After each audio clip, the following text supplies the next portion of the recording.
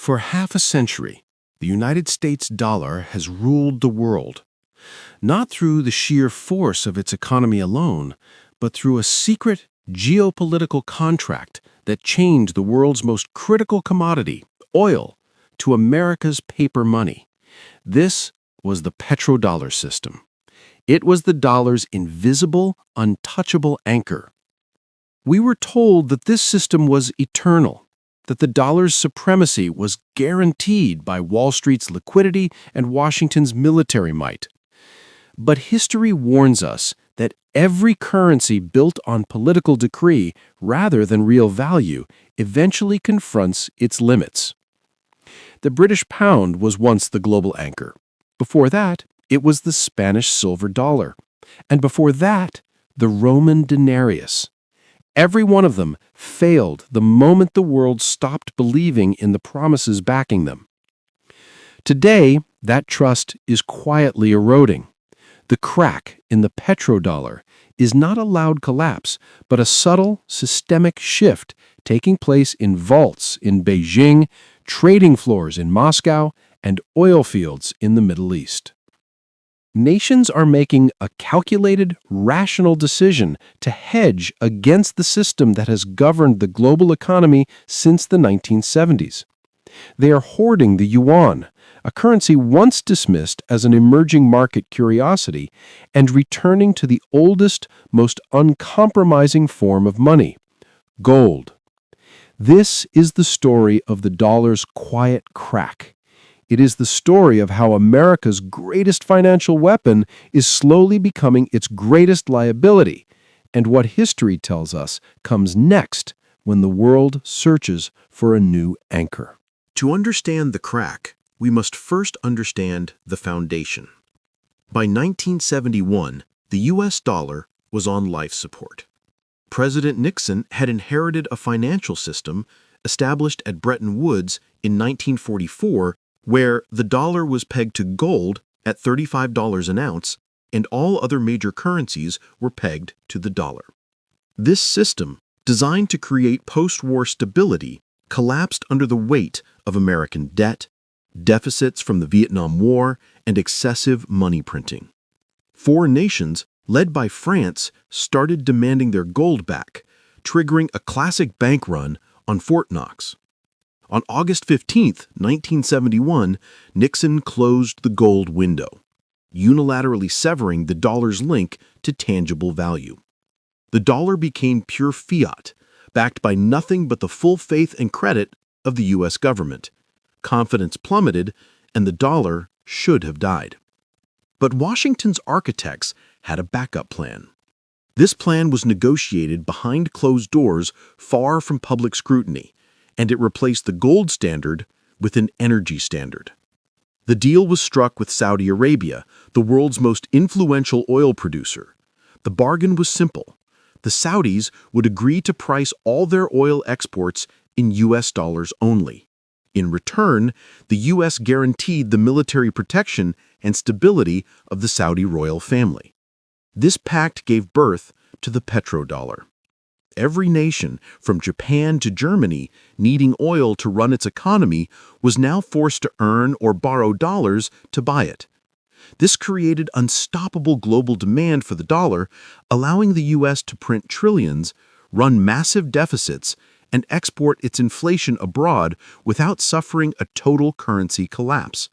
It was, quite literally, the most effective financial weapon ever devised, granting America an exorbitant privilege that no other nation could touch. It allowed America to finance endless wars and welfare programs by simply exporting IOUs while the world paid the bill through inflation.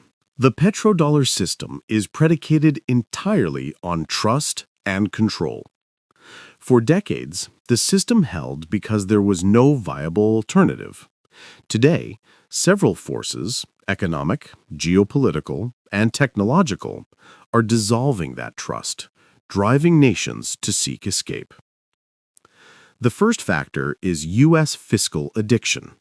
America's national debt has soared to unprecedented heights, growing by trillions annually.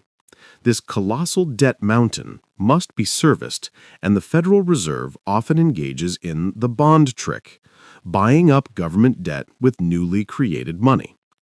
Every time this happens, more money is printed, diluting the value of every existing dollar held by foreign nations.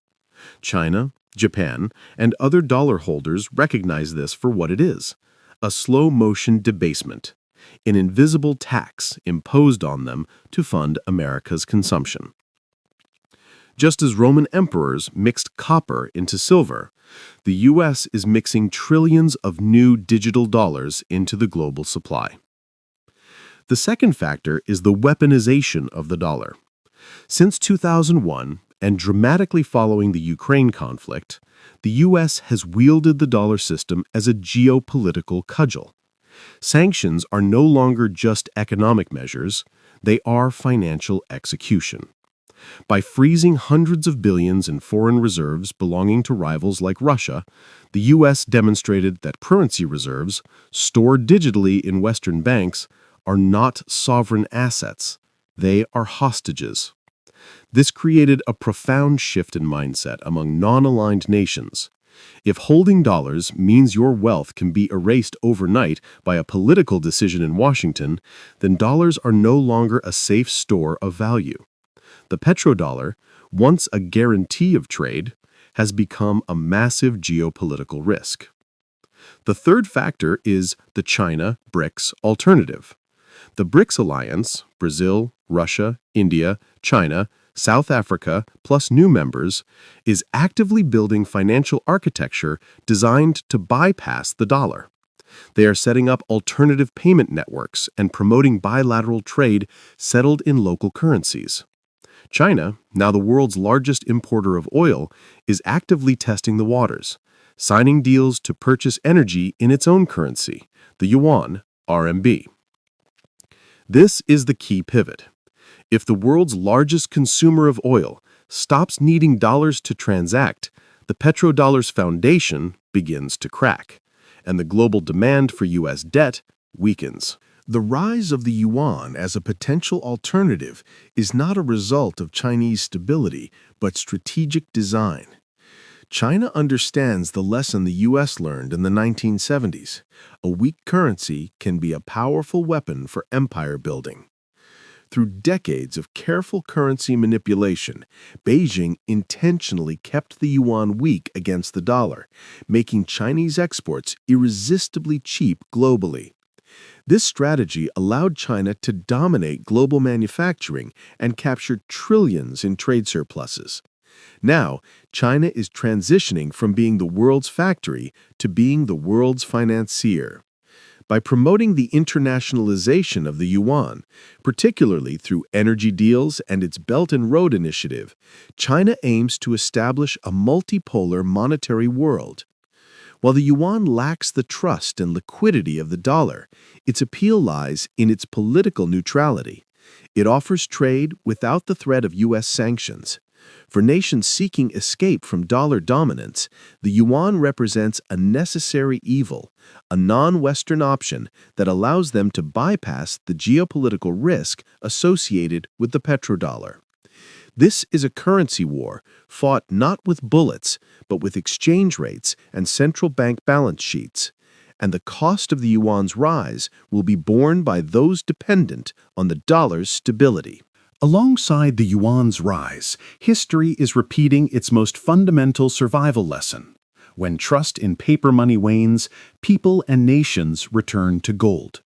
Central banks, particularly those in the BRICS bloc, are hoarding physical gold at record levels, the fastest accumulation rate in over 50 years. Why gold? Because gold is the only money that does not require belief in a government or a political promise. It cannot be printed away, inflated away, or erased by a keystroke in Washington. 1 ounce of gold in Beijing means the same thing as 1 ounce in London or Berlin. Autonomy. This behavior mirrors every historical transition. When the Roman denarius was debased, soldiers demanded payment in gold or land. When the British pound lost its gold backing, global powers shifted their reserves. Today, the central bank gold rush is a silent declaration that the world is hedging against the U.S. Federal Reserve and the U.S. Treasury. They are not waiting for the dollar to collapse. They are preparing for the moment when confidence in paper promises finally runs out. Gold serves as the ultimate insurance policy.